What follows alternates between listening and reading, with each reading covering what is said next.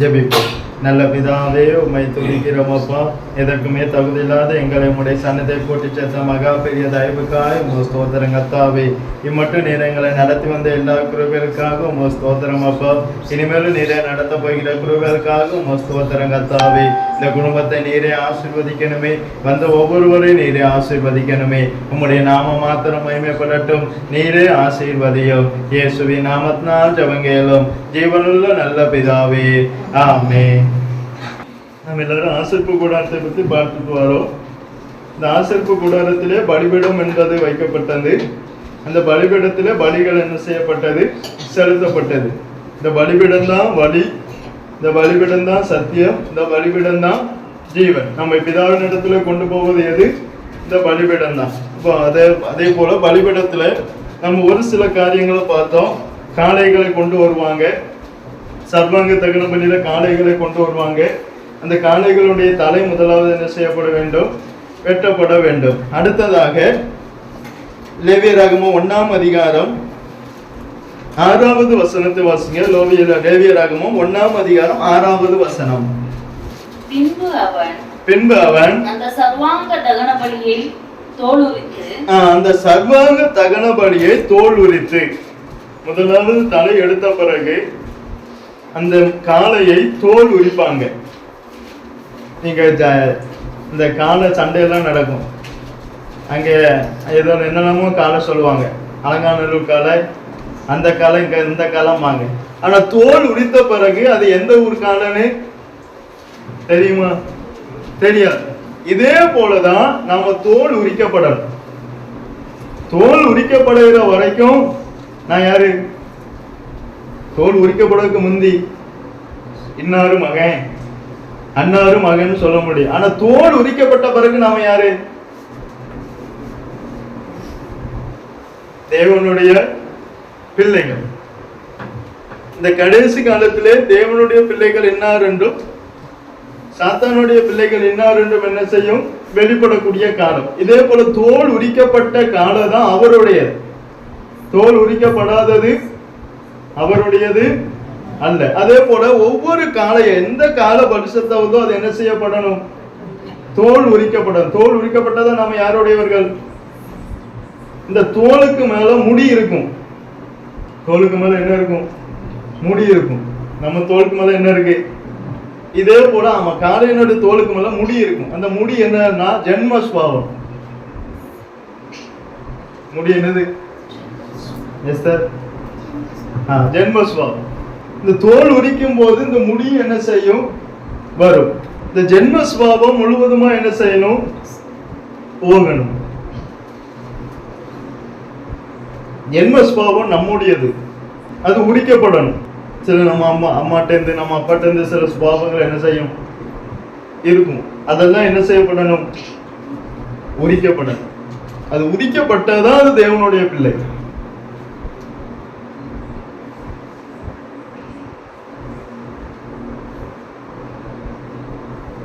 இப்ப முதலாவது தலை வெட்டப்பட்டாச்சு. இரண்டாவது என்ன செய்யப்படணும்? தோல் உரிக்கப்படணும். மூணாவது என்ன செய்யப்படணும்? அதே வசனத்துல இருக்க, பின்பு அவன் அந்த சர்வாங்க தகன பலியை தோல் உரித்து அது சந்து சந்தாக துண்டிக்க கடவன். அடுத்ததாக அதை சந்து சந்தாக துண்டிக்கணும். இது எதை குறிக்கிறதானால் 1 கொரிந்தியர் 14ஆம் அதிகாரம் 40வது வசனத்தை வாசிங்க. சகலமும் நல்லொழுக்கமாயும் செய்யப்பட கடவது. அதுக்காக தான் சந்து சந்தாக வெட்ட வேண்டும். நான் நல்லொழுக்கமாயும் கிரமமாயும் இருக்க வேண்டும். இப்படி செய்யப்படும் போதுதான் சங்கீதம் 51ஆம் சங்கீதம் 17ஆம் வசனத்தின்படி என்ன கிடைக்கும்னு பாருங்க. நம்ம சந்து சந்தாக துண்டிக்கப்படும் போது, சந்து சந்தாகனா ஒவ்வொரு பாட்டையும் எடுக்கணும்.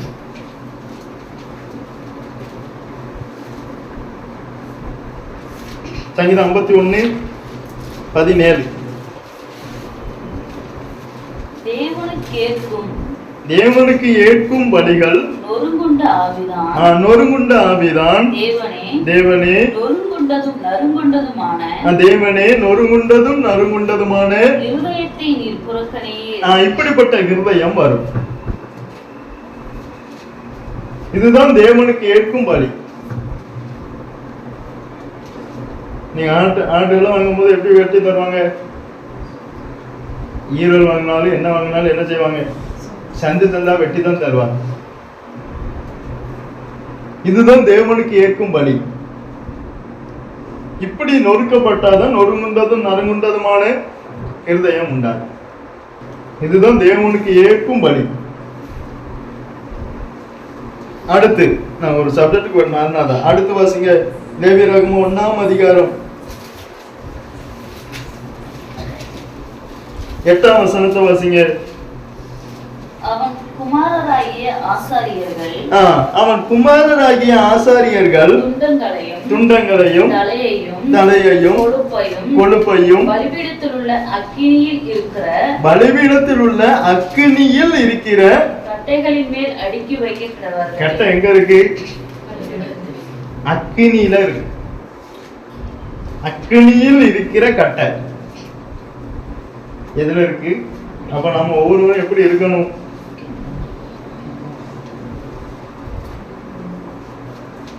எப்படி இருக்கும்? அக்கினியா இருக்கும். இந்த கட்டைகள் எங்க இருக்கு? பலிபீடத்தில் உள்ள அக்கினியில் இருக்கிற கட்டை. அந்த கட்டைகளின் மேல் இதெல்லாம் அடுக்கி வைக்கணும். இதெல்லாம் என்ன செய்யணும்? எதெல்லாம்? துண்டங்கள், இந்த சந்து சந்தா வெட்டின துண்டங்கள், தலைகள், கொழுப்பு. இப்ப நம்ம துண்டங்களை பார்த்தோம். அடுத்து தலை வைக்கணும். தலையை வைக்கும் போது என்ன இருக்கக்கூடாது? நம்ம இந்தி பார்த்திருக்கோமே. தலை வைக்கும் போது என்ன இருக்கக்கூடாது? காலையில தலைய வைக்கும் போது என்ன இருக்கக்கூடாது? எஸ்தர், தலையில என்ன இருக்கும்? மாட்டுக்கு பலிபீடத்துல வைக்கும் போது அது இருக்கணுமா? ஏன்? நம்மகிட்ட கௌரவமே இருக்கக்கூடாது. கிறிஸ்துவுக்குள்ள ஒருத்தன் வந்துட்டோம்னா அவன்கிட்ட கௌரவம் இருக்கக்கூடாது. அப்படி இருந்தா அவன் கிறிஸ்தவன் அல்ல. அதாவது சீசர்லாம் ஒரு போட்டி போட்டாங்களே, இவர் பெயருவார், இவருக்கு அப்புறம் யார்? இவருக்கு முன்னால பெயருவாங்க, இவருக்கு அப்புறம் யாரு? படிச்சிருப்பீங்களே, இவருக்கு அப்புறம் யாரு? இவருக்கு அப்புறம் யாரு பெரியவன் அப்படிங்கிற ஒரு எண்ணம் வருமா வராதா உங்களுக்குள்ள? அப்ப இயேசு என்ன செய்வார்? இயேசு கால் கழுவ தண்ணி எடுத்து வைப்பார். இப்படியே ஒவ்வொருத்தரையும் பார்ப்பார். யாராவது ஒருத்தன், இத்தனைக்கும் யாரு அவங்க? சீசர்கள். ஆனா புனியதுக்கு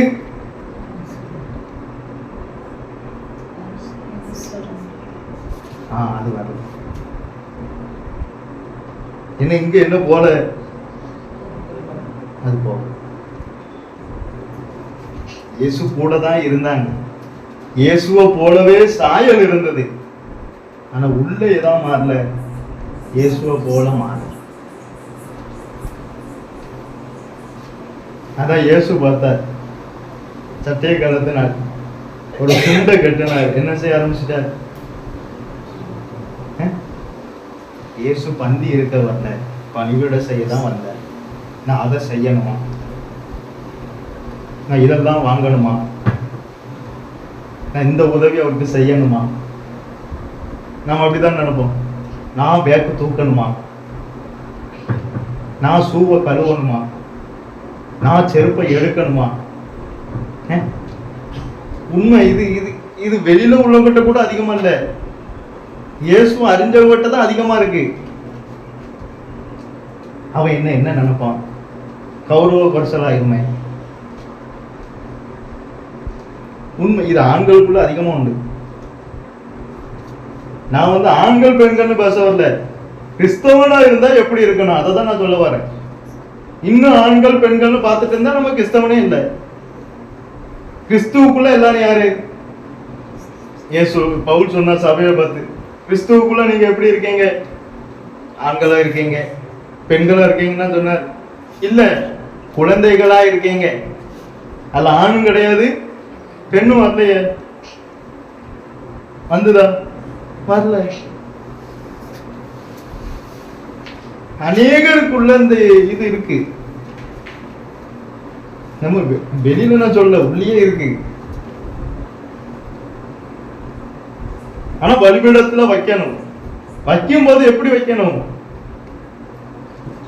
இதுல வர நம்ம தினமும் ஜெபம் பத்தியெல்லாம், கர்த்தாவே நீ முழுமையாய் ஒப்பு கொடுக்கிறேன். எப்படி? ஆனா இங்க ஒன்னும் மாறி இருக்காது. மறுநாள் பாருங்க, அங்க எவனாவது எதையோ எடுக்க, சரி நான் எப்படி எடுக்கிறது? இங்க அப்பதான் 5 நிமிஷம் ஆயிருக்கும் ஜெபம் பண்ணி முடிச்சு. நான் அன்னைக்கு சொன்னேன் ஒரு ஜெபம், 3 நாள் உபவாசம் இருந்து ஜெபம் பண்ணாங்க. என்ன ஆச்சு? உங்க கனவு கண்டிப்பா ரசிக்கப்பட்டுருவா இருக்காருன்னு அந்த அக்கா, பக்கத்து வீட்டு அக்கா சொல்லுது. பக்கத்து வீட்டு அக்கா சொல்லுது. ஆனா அவங்க என்ன சொன்னாங்க? யார் இவரா? கண்டிப்பா என்ன செய்ய மாட்டாரு, ரசிக்கப்படவே மாட்டாருன்னாங்க. அப்ப என்ன அது? அதான் இயேசுக்கு ஏற்கும் பலி என்னது? அதுல இருந்து வந்து அது உடைஞ்சிடும். அது என்ன செய்யும்? கண்டிப்பா உடையும். நான் சிலவங்களை டெஸ்ட் பண்ணி பார்ப்பேன். இவர் செய்தான், சொல்லாம செய்தானா, இவன் எப்படிப்பட்ட இவர் சுபாவம் இருக்கு, அதெல்லாம் பார்ப்பேன். ஐயா என்னையே அப்படிதான் பார்ப்பேன். எல்லா கருத்தையும் என்கிட்ட சொல்ல மாட்டாங்க, பார்த்துட்டே இருப்பாங்க. நான் எல்லாரும் டெஸ்ட் பண்ணேன். அதனாலதான் இப்போ ஒதுக்கிட்டேன். உண்மை எல்லாத்தையும் இப்படி டிஸ்டன்ஸ் மெயின்டைன் பண்ணேன். அப்படி இருக்காங்க. நான் இப்படி இருக்கிறது எனக்கு நல்லதுன்ற, யார் என்னமோ நினச்சிக்கிட்டு சில சுவாபங்களை பார்த்தேன். ஆனா மனக்கால் படிட்டு என்னது? தினமும் வாரம் மனக்கால் படிட்டு கல்வாரி மன்னத்தை தியானிச்சாலும் நம்ம சுவாபம் போகலையே. எப்படி? ஆனா நாம என்ன செய்ய, சுவாபம் மாறிட்டு இருக்கா, ரொம்ப மாறிட்டு. ஆனா உள்ள இருக்கும், கண்டிப்பா உள்ள இருக்கு. ஆனா சுவாபம் மாறல.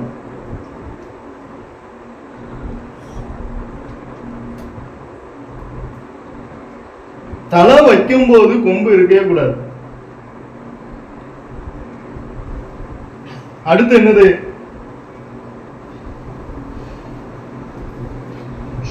அடுத்து என்னது?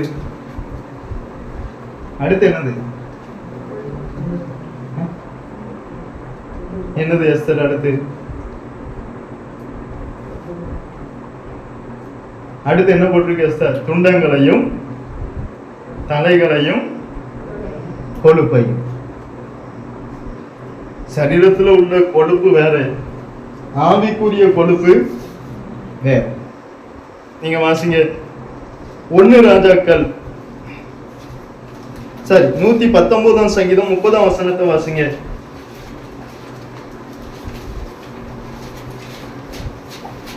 மெய்வழியை நான் தெரிந்து கொண்டு உம்முடைய 119 சங்கீதம் 130 வசனம். சாரி 130வது வசனம்.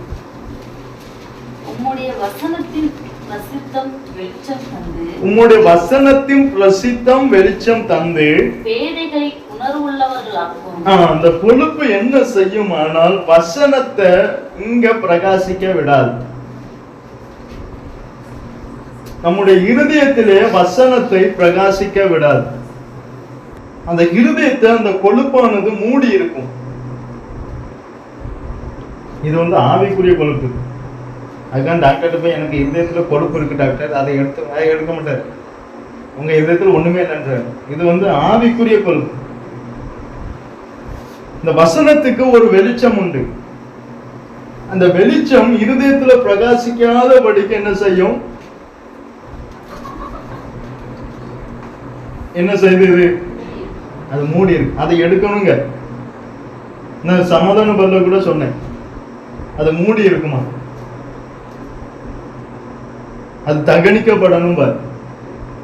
நீங்க 1 ராஜாக்கள் 3ஆம் அதிகாரம் 12ஆம் வசனத்தை வாசிங்க.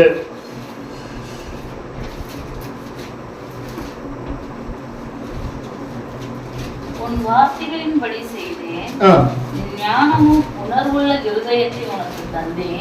சாலமோன் கேட்டது என்னது? ஞானமுள்ள இருதயம் எனக்கு தாரும் என்று கேட்டான். ஆனா கர்த்தர் கொடுத்தது என்னது?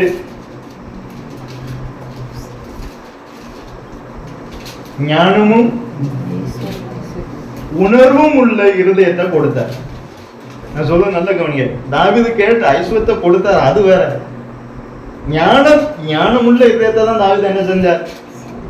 கேட்டது என்னது? ஆனா அவர் கொடுத்தது என்னதான்? இத கொடுக்க காரணம் என்ன? கர்த்தர் சாலமோனுக்கு ஞானமும் உணர்வும் உள்ள இதயத்தை கொடுக்க காரணம் என்ன? சங்கீதம் 94 சங்கீதம் 8 வசனத்தை வாசிங்க. அநேகர் எப்படி இருக்காங்க? ஜனத்தில் மிருக குணம் உள்ளவர்களே, ஜனத்தில் மிருக குணம் உள்ளவர்களே உணர்வடையுங்கள். அப்ப அநேக மிருக குணம் உள்ளவர்களாய் இருப்பதனால இவனுக்கு என்ன கொடுக்க? ஞானமும் உணர்வும் இல்லை இருதயம். எடுத்துட்டியா? ஞானமும் ஏன் கொடுத்தார்? ஜனத்துல அநேகர் மிருக குணம் உள்ளவர்களாய் இருக்கிறார். அதனாலதான் அநேகர் உள்ளத்துல அந்த வசனத்தின் பிரசித்தம் வெளிச்சம் போய் அதுல போய் பிரகாசிக்க மாட்டேங்குது. வசனம் நல்லா இருந்தது, நல்ல பிரோஜனமா இருந்தது, ஆனா அது இருதயத்துல பிரகாசிக்கிறதா?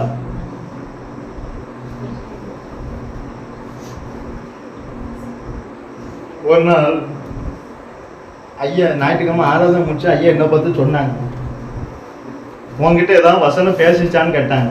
எனக்கு ஒன்றும் தெரியலையே அப்படின்ட்டேன். எனக்கு அப்போ ஒன்றும் தெரியாது. ஒன்றும் தெரியலையான்னு இல்லை, உன் முகத்தை பார்த்தா தெரியுது ஏதோ ஒரு வசனம் என்ன செஞ்சிருக்கு, உள்ள பேசியிருக்குன்னாங்க. எனக்கு அதுக்கப்புறம் தான் தெரியும், ஆனா எனக்கு தெரியல.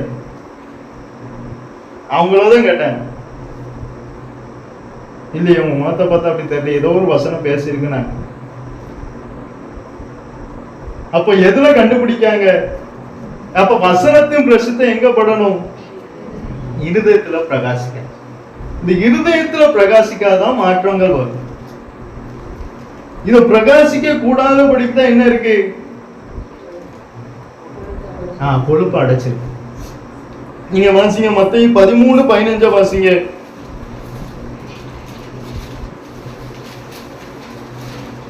மத்தேயு 13:15. இந்த ஜனங்கள் கண்களினால் காணாமலும் காதுகளினால் கேளாமலும் இருதயத்தினால் உணர்ந்து மனம் திரும்பாமலும் நான் அவர்களை ஆரோக்கியமாக்காமலும் இருக்கும்படியாக அவர்கள் இருதயம் கொழுத்திருக்கிறது. அப்ப இருதயத்துல மனம் திரும்புதல் உண்டாகாதபடிக்கு இருதயமானது என்ன செய்கிறது? கொழுத்து இருக்கிறது. இந்த மனம் திரும்ப விடாதபடிக்கு தடையா இருப்பதுதான் இந்த கொழுப்பு. கொழுப்பு என்ன செய்து நம்மை மனம் திரும்ப விடாதபடிக்கு தடையாக இருக்கிறது. நான் கொழுப்புனா சரீரத்துல உள்ள கொழுப்பு சொல்றேன், இருதயத்துல உண்டு.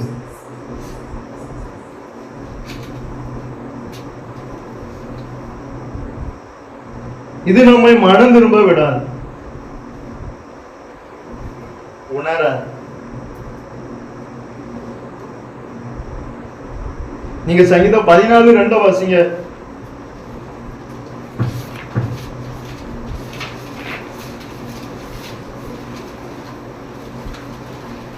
தேவனை தேடுகிற உணர்வுள்ளவன் உண்டோ? தேவனை தேடுகிறவனை கர்த்தர் கேட்கல, தேவனை தேடுதான். அப்ப அநேக தேவனை தேடுதாங்க. எப்படி தேடுதாங்க? ஆனா இயேசு யார கேட்க? உணர்வோடு தேடுகிறவன். யாரு கர்த்தர் கேட்க?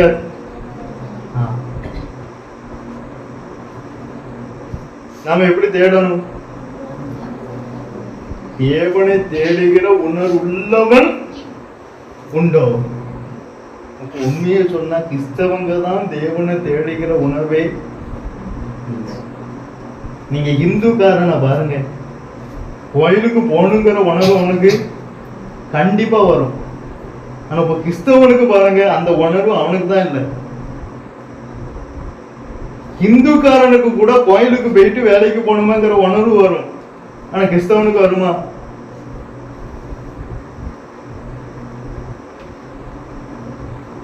ஏன் வரல? கோயிலுக்கு போனாலே எப்படி இருக்கு? கோயிலுக்கு போகவே விருப்பமே வரலையா? ஏன்?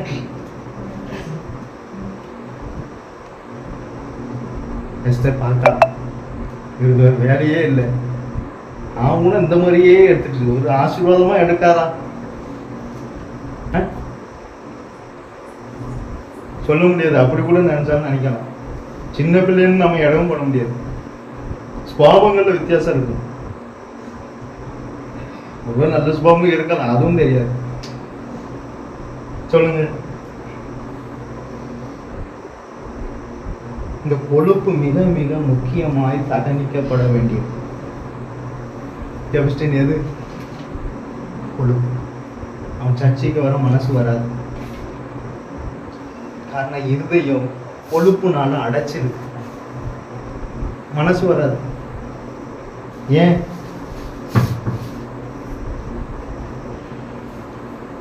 அவன் நல்லாதான் இருப்பான், ஆனா இருதயம் அடைச்சிருக்கு.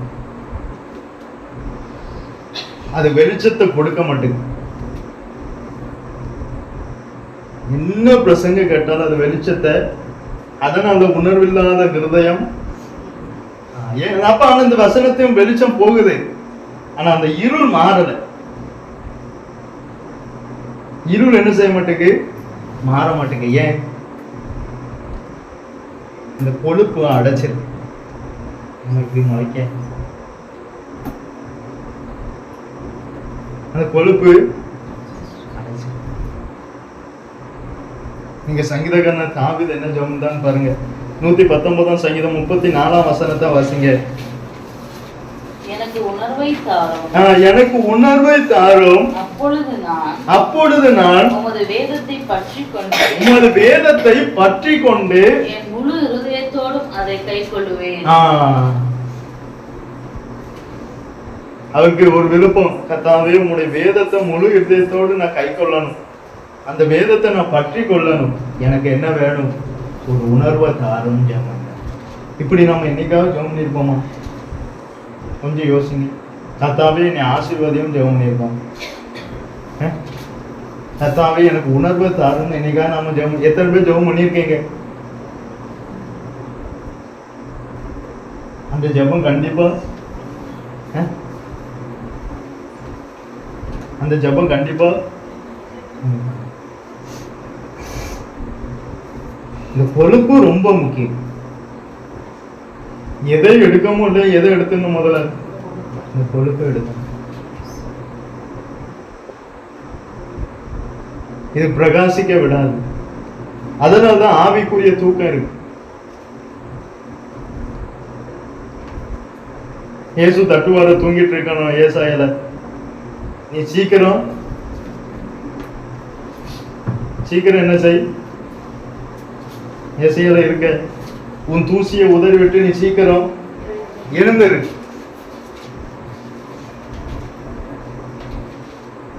ஏன்னா இந்த கொழுப்பு என்ன செய்யுது? இத அடைச்சிருக்கு. வசனம் வருது, ஆனா உள்ள பிரகாசிக்க மாட்டேங்குது. எப்போதுமே வசனத்துக்கு வெளிச்சம் குறையாது. வசனத்துக்கு என்ன செய்யாது? வெளிச்சம் குறையாது. ஆதியிலே வார்த்தை இருந்தது, அந்த வார்த்தை தேவனிடத்தில் இருந்தது, அந்த வார்த்தை தேவனாய் இருந்தது, அவருக்குள் ஜீவன் இருந்தது, அந்த ஜீவன் மனுஷனுக்கு ஒளியாய். அந்த ஒளி மெய்யான ஒளி. அந்த ஒளி நம்முடைய இதயத்துல பிரகாசிக்க.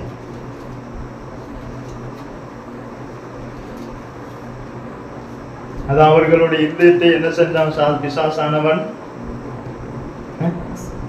குருடாக்கி வைத்திருக்கிறான். இதை நாம அதிகமா எதுக்கு யூஸ் பண்ணுவோம்? இது அதிகமா நாம எதுக்காக யூஸ் பண்ணுவோம்? இந்த வசனத்தை ஐசுவாசிகளுக்காக யூஸ் பண்ணுவோம். ஆனா நம்ம கண்ணியம் என்ன செஞ்சிருக்கான், உண்டாக்கிதான். ஹிருதயத்துல மட்டும் கொழுப்பு வந்துடவே கூடாது. தாவீது சொல்றான், என் இருதயம் நல்ல விசேஷத்தினால். தாவீது ஒண்ணு சொன்னோன்னு நீ தான்னு சொன்னோன்னு அவன் என்ன செஞ்சிட்டான். அப்ப அவன் இருதயம் எந்த அளவுக்கு சரியா இருந்திருக்குன்னு பாருங்க. ஒரு வார்த்தை நீதான்னு நாத்தான் சொன்னாலும் பாருங்க, உடனே முழங்கப்பட்டான். அதுதான் தாவீதுகிட்ட கர்த்தருக்கு பிடிச்சது. நொறுங்குண்டதும் நறுங்குண்டதுமானது. இப்போ நம்மகிட்ட ஒண்ணு சொல்லுங்க, நீதான் அவன், நாம என்ன செய்வோம்? நம்மகிட்ட சொல்லட்டும். இப்ப எஸ்தர் இருக்கா, நீதான் அவன் சொன்னா நான் அப்படியெல்லாம் என்ன செய்யல, என்ன செய்வா? ஆனா தாவீதை பாருங்க, கொஞ்சம் யோசிங்களேன். ராஜா சுத்தி எத்தனை போர் சேவர்கள் இருப்பாங்க, நான் தான் தீர்க்கதரிசி வாரார் வந்து சொல்லுதார், உடனே அவர் என்ன செஞ்சார்?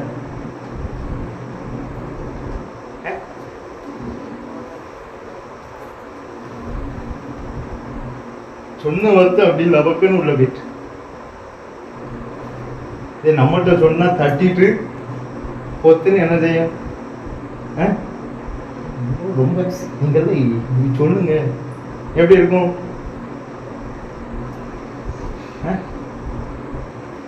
நீங்க சொல்லுங்க.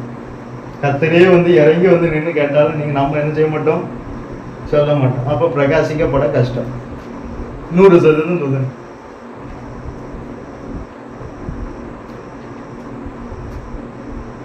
வசன இருதயத்துல, அதுக்காக தான் அந்த சப்ஜெக்டுக்காக தான் எல்லாத்தையும் வேகமா முடிச்சுட்டு வந்தேன்.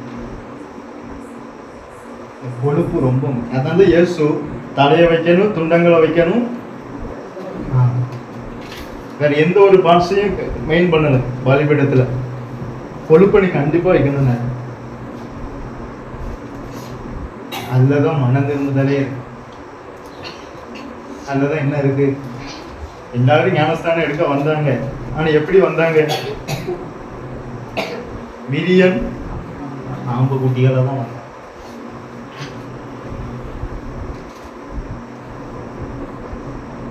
கொழுப்பு மாத்திரம் நம்மகிட்ட என்ன செஞ்சுட்டு இருக்க கூடாது. நீங்க ரோமர் 2ஆம் அதிகாரம் 3ஆம் வசனம் 4ஆம் வசனம் வாசிங்க.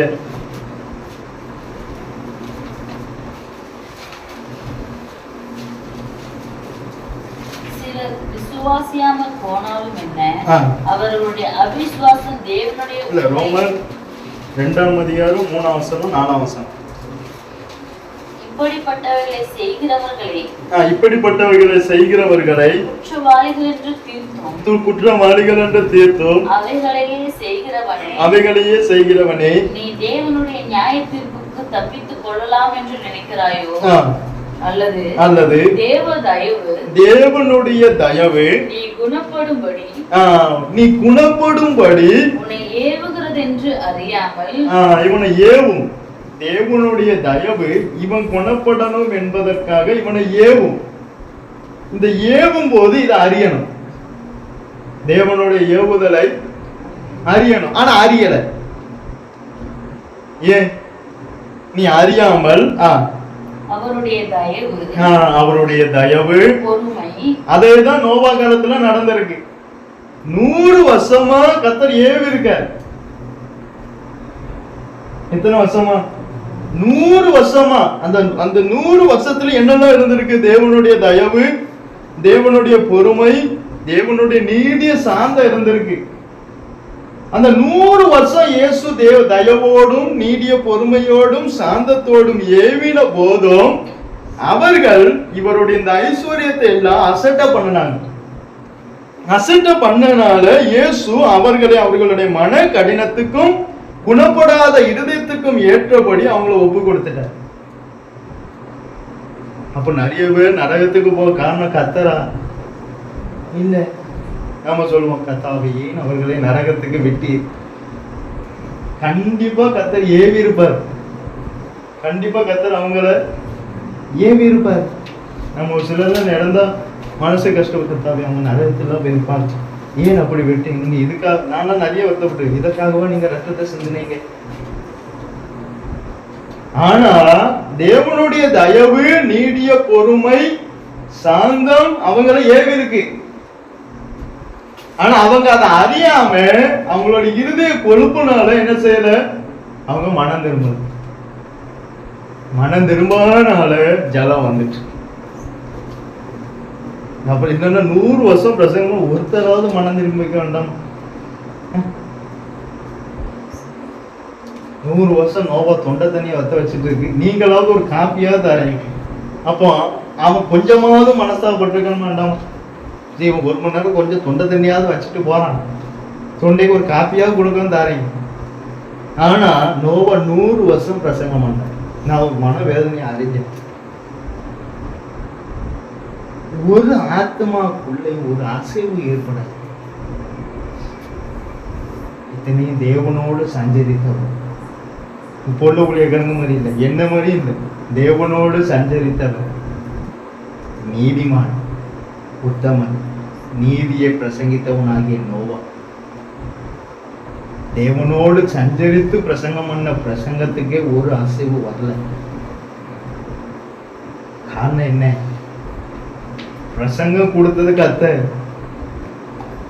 பிரசங்கித்தது நோவா. அவங்க உள்ள அசைவு ஏன் கடினமாச்சு. 100 வருஷம் வசனம் கேட்டு இருதயம் என்ன ஆயிருக்கு, கடினமா தான் ஆயிருக்க. காரணம் கடினம் உடையாது. கடினம் காரணம் என்ன? நினிவே மக்களை பாருங்க, 40 நாள்ல நினிவே அங்க ஒரு பிரசங்கமும் பண்ணல, ஒரே ஒரு பிரசங்கம். ஐயா 40 நாள்ல நினிவே கவிழ்க்கப்பட்டு போகும். உடனே ராஜாக்கு போச்சு. ராஜா எல்லாரும் வஸ்திரத்தை ரெட்டு உடுத்துங்க, ஆடு மாடுகளை என்ன செய்யாதீங்க, தண்ணி காட்டாதீங்க, எல்லாரும் உபவாசிங்கன்னாரு. அவங்கள ஒரு தடவை ஏவிச்சு, அவங்க அதை அறிஞ்சாங்க. அறிஞ்சு என்ன செஞ்சாங்க, மனம் திரும்பினாங்க. அதனால உங்களுக்கு என்ன மாறிச்சு, தீங்கு மாறிச்சு. ஆனா இங்க அறியல. இங்க என்ன செய்யல, இப்ப நானே முடிய ஒழுங்கா வெட்டுக்கன்னு சொல்லிட்டு நானே எப்படி வெட்டினோம்னா என்ன சொல்விய, நீ என்ன பாஸ்டர் என்கிட்ட சொல்ல மாட்டிய, உண்மைதானே? நேரா தேசிரான்னு போய் அவர் என்ன பாஸ்டர், நம்ம பிள்ளை அன்னைக்கு சொன்னார் என்னது முடிய ஒழுங்கா வெட்டு, அவர் எங்க வெட்டி இருக்கார். உண்மை உண்மை. ஏன் தேவனுடைய தயவு ஏவலை இதான் ஜனங்க. நான் உலகத்தை தான் சொல்றேன், அவங்கள குறை சொல்ல. எல்லாரும் அப்படிதான். நானுமா எல்லாரும் அப்படிதான். இயேசு உன் வீட்டாரே சத்துருன்ட்டார். இது நானுமா நீனுமான்னு, அதாவது இயேசு உங்களில் ஒருவன் என்னை காட்டிக்கணும். முதல்ல கேட்டது யாரு, நானான்னு.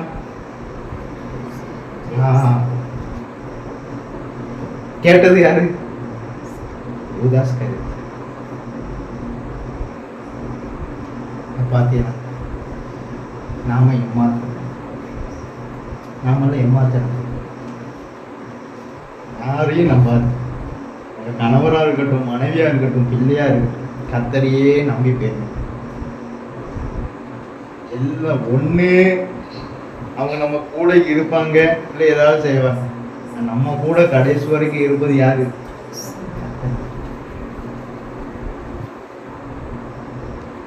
கர்த்தர் மட்டும். என்ன பொறுத்தவரை அவரை போல யாரும் இல்லை, அவருக்கு ஒப்பா ஒருவரும் இல்லை. நான் என் டைரியில எழுதி வச்சேன், கர்த்தர் என்கிட்ட பேசும்போது. என் பைபிள்ல இன்னும் இருக்கும், என் பழைய பைபிள் அந்த வார்த்தை, இயேசுவை போல யாரு, நான் அதை கூட அன்னைக்கு காமிச்சேன். இயேசுவை போல யாரும் இல்லை, இயேசுக்கு ஒப்பா ஒருவரும் இல்லை, எழுதி வச்சிருந்தேன் பைபிள். என் பழைய பைபிள்ல இருக்கு.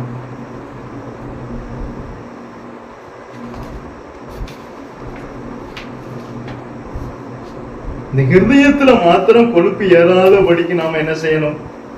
காத்துக்கொள்ளும். இந்த கொழுப்பு ஏறிட்டுனா நமக்கு என்ன ஒரு உணர்வும் வராது.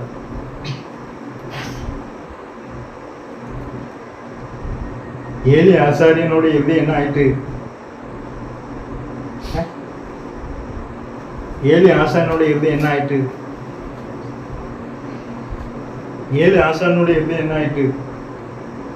கொழுப்புனால மூடிட்டு. அதனால கண் என்ன ஆயிட்டு? மங்கலாயிட்டு. எல்லாமே இருளாயிட்டு. ரொம்ப கவனமா இருக்கணும். பலி என்பது ரொம்ப முக்கியமானது. இதுவுமா அதுவுமாங்கிறத பேச்சே வராது. அதுல பலி என்றாலே நாமளே இருக்கக்கூடாது. அதான் பலி. பலினாலே என்னது? இயேசு சொல்வார், என்னை ஒருவன் பின்பற்றி வர கடந்தால் விரும்பினால் அவன் என்ன செய்யணுமா? முதலாவது தன்னை தானே வெறுத்தணும்.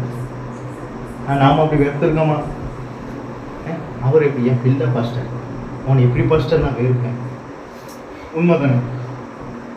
ஆனா இயேசு நீ ஒன்னையே நீயே வெறுத்துருங்க. இது யாரால முடியும்? நீ என்ன பின்பற்றி வரணும்னு விரும்புத, நல்லது. ஆனா தன்னைத்தானே வெறுத்து தன் சிலுவை எடுத்துக்கொண்டு என்னை, அதான் உண்மையான கிறிஸ்தவம். உண்மையா சொல்லணுமானால் நம்ம 100% தான் கிறிஸ்தவனுக்குள்ள வந்திருக்கும். நீங்க எப்படியோ தெரியல, நான் சொல்றேன் 100க்கு நீங்க ஒரு 50% 100% வந்திருக்கலாம், அது தெரியாது.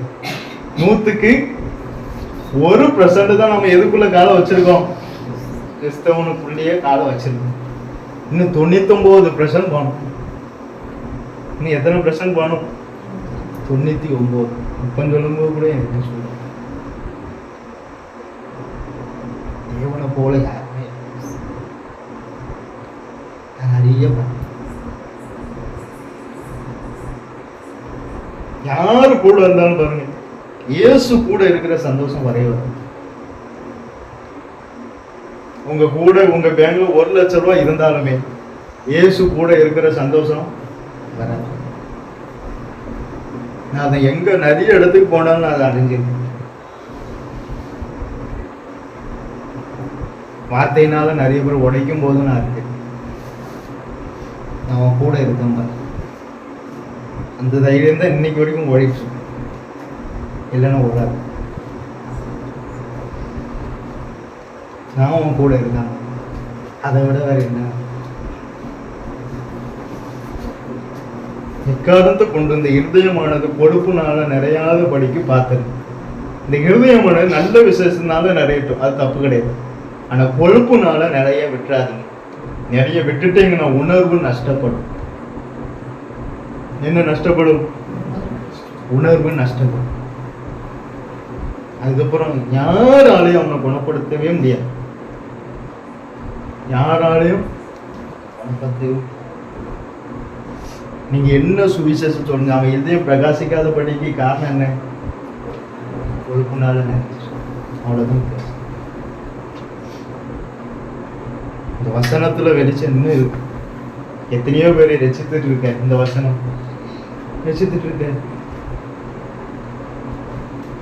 ஆனா சிலருடைய இதயம் கொழுப்புனால குணப்படும் போது அதை அறியணும்.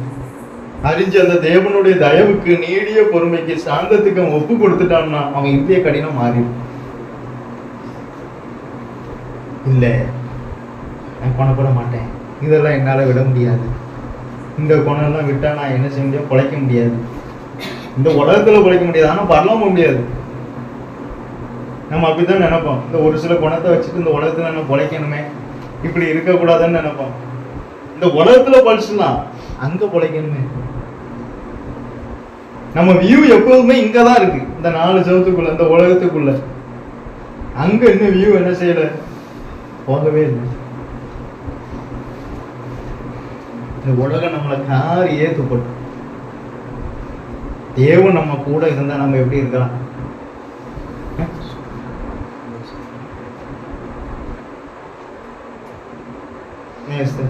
நான் சொல்லிருக்காரு தான். இப்போ எஸ்டர்டே வந்தோம், நீ ஒரு ஊழியக்காரனா அப்படின்னு வந்து இங்க வந்து நின்று காரி பொதுவா சொல் காரியே துப்புனா நான் என்ன செய்யணும்? அப்படி தூக்கி அப்படியே போடணும். அப்படி அமைதியா கேட்டுட்டு என்ன செஞ்சணும்? கர்த்தர் முன்னாடி நம்ம வேலை அதான். அதுக்காண்டி அவன் அப்படி சொல்லிட்டான், எப்படி சொல்றான் சொல்லு. இப்போ ரோட்ல நாய் கொலைக்கு நாம என்ன செய்வோம்? நாய் கொலைக்கு நான் இந்த பெருமானம் இருக்கே மிந்தி நான் அப்படிதான் சொல்லுவேன். நாய் ரொம்ப கொலைக்கும். நைட்டெல்லாம் என்னால் போயிட்டு வந்துக்கிட்டே முடியாது, சுத்திரும். ஐயா நாய் கொலைக்கு போகவே மாட்டேன். 6 மணிக்கு மேலே எங்கே போக மாட்டேன். இந்த பக்கம்னாலும் போய்க்கிடுவேன், இந்த பக்கம் காலையே எடுத்து வைக்க மாட்டேன். ஏன்னா என்ன இருக்கு, அதுக்கப்புறம் தான் போக போகாத எந்த நாய் குழஞ்சா நாம பாட்டுக்கு போயிட்டு அப்படிதானே போறோம். அப்படிதானே எஸ்தர்? இந்த நாய் கொலைக்கன்னு நாம நிற்கமா? ஸ்கூலுக்கு போகாம இருக்கியா? நாய் கொலைக்கன்னு சாப்பிடாம இருக்குமா? இல்லையே. கொலைக்கிற நாய் கொலைக்க தான் செய்யும், கடிக்கிற நாய் கடிக்க தான் செய்யும். புரியுதா? எக்காலத்தை கொண்டு இருதயம் மற்றும் கொழுப்புனால அடையாதபடிக்கு பார்த்துக்கணும். ஒரு சாட்டான சொல். ஆனாதான் சாலமோனுக்கு ஞானமும் உணர்வும் உண்டு. ஆனா அந்த உணர்வு தான் நஷ்டமாயிட்டு. இந்த உணர்வு தான் என்ன ஆயிட்டு? கொழுப்புனால நிறைஞ்சு. காரணம் மதுபானத்தினால தன்னை சீராட்டி கொண்டு இருந்தான். யாரு? சாலமோன். மதுபான். புரியுதா? சிமியன் இருதயம் எதனாலும் நினைஞ்சிடக்கூடாது. ஜெபஸ்டின் இருதயம் அவனை இவனை யாரையும் பார்க்காது. நீங்க யாரை மட்டும் பாருங்க. உண்மையை சொன்னா அப்பா அம்மாவையும் பார்க்காதீங்க, கர்த்தரை மட்டும். ஜெபஸ்டின் தாவீது அதை தான் சொன்னான். நான் தாயின் வயிற்றில் இருந்தது முதல் நீர் என் தேவனா இருக்கேன், நான் உம்முடைய சார்பிலே இருந்தேன். கர்த்தரையே நம்பி இருங்க. இவ்வளவுதான் நான் சொல்லுவேன். கேட்கறதும் கேட்காததும் இல்லை. எனக்கு அங்க வேணும் இவங்க வேணும்னா கஷ்டம். அவங்க மூலம்தான் கர்த்தர் உங்களை படிக்க வைக்க. அவங்களே காரணம் கிடையாது. புரியுதா? என்ன சொன்னான்னு சொல்லி எனக்கு எங்க அப்பா தான் என்ன செய்தார், என்ன படிக்க வைக்க. உண்மையே சொல்றேன், அவங்க மூலம் கர்த்தர் தான் நம்மளை படிக்க வச்சார். புரியுதா? ஜெபஸ்ரீ நீ சொல்லு, யாரு நம்மளை படிக்க வைக்கா? இப்போ படிக்க வைக்கணும், அப்பா படிக்க வைக்கணும்னு நினைக்கிறேன். ஆனா ஞானத்தை மட்டும் யார்கிட்ட போய் கேட்கும்? அப்பாட்ட கேட்போமா? அப்பா எனக்கு ஞானம் தாங்க அப்படின்னு கேட்போமா? ஏன் அங்க போய் கேட்கும்? படிக்க வைக்கிறது அப்பா, அப்ப அதையும் அப்பாட்டே கேட்க வேண்டியதானே? ஞானம் மட்டும் கர்த்தர்ட்ட கேட்கணும், படிக்க வைக்க மட்டும் யார் படிக்க வைக்கணும்? அப்படி கிடையாது. முழுவதும் கர்த்தரையே சார்ந்தா. ஏன் சின்ன பிள்ளைகளும் உங்களுக்கு விதைக்கும். முழுவதும் கர்த்தரையே சார்ந்து இருங்க. இவ்வளவுதான் நான் சொல்லுவேன். இல்லையா, எனக்கு எங்க அண்ணன் இருக்கான், என் தங்கச்சி இருக்கா, எங்க அண்ணன் இருக்கான், அவன் கடைசியில் என்ன படிக்க? யார் இல்லாட்டாலும் எங்க அண்ணன் என்ன படிக்கும்? கர்த்தர் இருக்கார். கர்த்தர் அவர் உங்கள் மூலம் எனக்கு என்ன செய்வார்? கிரியை செய்வார். அப்படிதான் நினைக்கிறேன். தாவீதுக்கு யாக்கோபுக்கு அவ்வளவு ஆசீர்வாதம் வந்தது. யாக்கோபு என்ன சொன்னார்? கர்த்தர் என்னோடு இராமல் போனால். அவர் என்ன சொன்னார்? இதெல்லாம் நான் இத்தனை நாள் பட்ட பிரயாசத்துக்கு தக்க. ஏன்னா இயேசு சொல்லிட்டார் உபாகமத்தில். என்ன சொன்னார்? இது என்னுடைய ஐஸ்வர்யத்தினால் அல்ல, என்னுடைய கையின் பிரயாசத்தினால் அல்ல என்று என்ன செய்யக்கூடாது, சொல்லக்கூடாதுட்டார். அதனால யாக்கோபு சொன்னா, இது என் கையின் பிரயாசத்தை தந்த ஆசீர்வாதம் அல்ல, கர்த்தர் என்னோடு கூட இராமல் போனால், அவர் என் சிறுமையை உபத்திரத்தை காணாமல் போன அந்த ஆசீர்வாதம் எனக்கு வந்திருக்காரு. அதான் வித்தியாசம். கர்த்தர் நம்ம கூட இருக்க போய் தான் இதெல்லாம். கர்த்தர் நம்ம கூட இல்லைன்னா அவ்வளவுதான். அது மனுஷனை நினைக்கிறதுக்கும் மனுஷகுமாரனை விசாரிக்கிறதுக்கும் அவன் எம்மாத்திரம். ஆனா அவர் நம்ம கூட இருக்காரு. வானாதி வானங்களும் அவர் கொள்ளாது, அவர் நம்ம கூட இருக்காரு. அதுதானே மேன்மை. புரியுதா பிள்ளைகள்? உங்க இருதயம் கொழுப்புனால என்ன செஞ்சிடக்கூடாது? நிறைஞ்சிடக்கூடாது. நிறைஞ்சிட்டுனா உணர்வு நஷ்டப்படும். உணர்வு நஷ்டப்பட்டுனா இருதயம் கடினமாயிட்டே தான் போகும். இருதயம் கடினமாயிட்டுன்னா அதுக்கப்புறம் யாராலையும் என்ன செய்ய முடியாது, குணப்படுத்தவே முடியாது. என்ன மருந்து கொடுத்தாலும் குணப்படாது. அதான் ரோமன்ல போட்டு அந்த கடைசி வசனத்தை வாசிங்க, 4ஆம் வசனம். ரோமர் 2ஆம் அதிகாரம் 4ஆம் வசனத்தை மட்டும் வாசிங்க, முடிச்சது. ரோமர் 2ஆம் அதிகாரம் 4ஆம் வசனம். அல்லது தேவ தயவு நீ குணப்படும்படி உன்னை ஏவுகிறதென்று அறியாமல் அவருடைய தயவு, பொறுமை, நீடிய சாந்தம் இவைகளின் ஐஸ்வர்யத்தை அசட்டை பண்ணுகிறாயோ, உன் மனக்கடினத்திற்கும் குணப்படாத இருதயத்திற்கும் ஏற்றபடி தேவனுடைய நீதியுள்ள தீர்ப்பு வெளிப்படும். அப்ப தீர்ப்பு வர காரணம் யாரு? இப்ப ஜட்ஜு தீர்ப்பு சொல்வார். அவர் நல்ல தீர்ப்பு சொல்றதும் தூக்குல போடுறதும் யார் கையில இருக்கு? இவன் கையில தான் இருக்கு. அப்படிதானே? ஜட்ஜு கையிலே இருக்கு இல்ல. இவன் இருந்தையும் கடினமாயிட்டே இருந்தா அதுக்கு தந்தாப்புலதான் நிக்காந்து கொண்டு இருதயம் கொழுப்புனால நிறைவேற்ற. அதனால நான் இதை கொழுப்பு முக்கியமா சொல்லுவேன். சிமியா புரியுதா? ஹிருதயம் எதனால அடையக்கூடாது? நம்ம சரீரத்துல கூட கொழுப்பு எறியலாம், இருதயத்துல அது எறியவே கூடாது. யாக்கோபு யசூரன் என்னை கொழுத்து போய் என்ன செஞ்சிட்டான்? யசூரன் என்ன செஞ்சான்?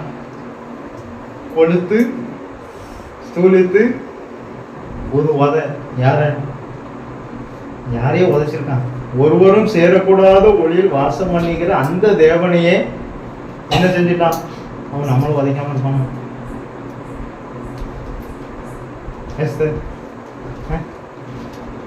யசூரன் கொழுத்து ஸ்தூலித்து என்ன செஞ்சானா?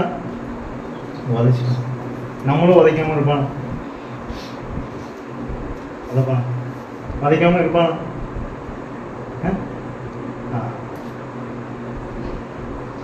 யாரையும் நம்பாது. சின்ன வயசுலயே நான் உங்களுக்கு சொல்லித்தரேன், கர்த்தரையே சார்ந்து கர்த்தர் உங்களை என்ன செய்வார்? கண்டிப்பா. புரியுதா? சரி, நல்ல பிதாவே உம்மை துதிக்கிறோம் அப்பா. எதற்குமே தகுதி இல்லாத எங்களை உடைய சன்னதியில் கூட்டி சேர்த்த தயவுக்காய் மஸ்தோத்திரம் கர்த்தாவே. இயேசுவே நீர் எங்களுக்கு கற்று தந்த பாடத்துக்காய் மஸ்தோத்திரம் அப்பா. பிரசங்கிக்கிற நானானாலும் சரி கர்த்தாவே, பிரசங்கம் கேட்ட இவர்களானாலும் சரி அப்பா, எங்களுடைய இருதயம் உடைய வருகை வரை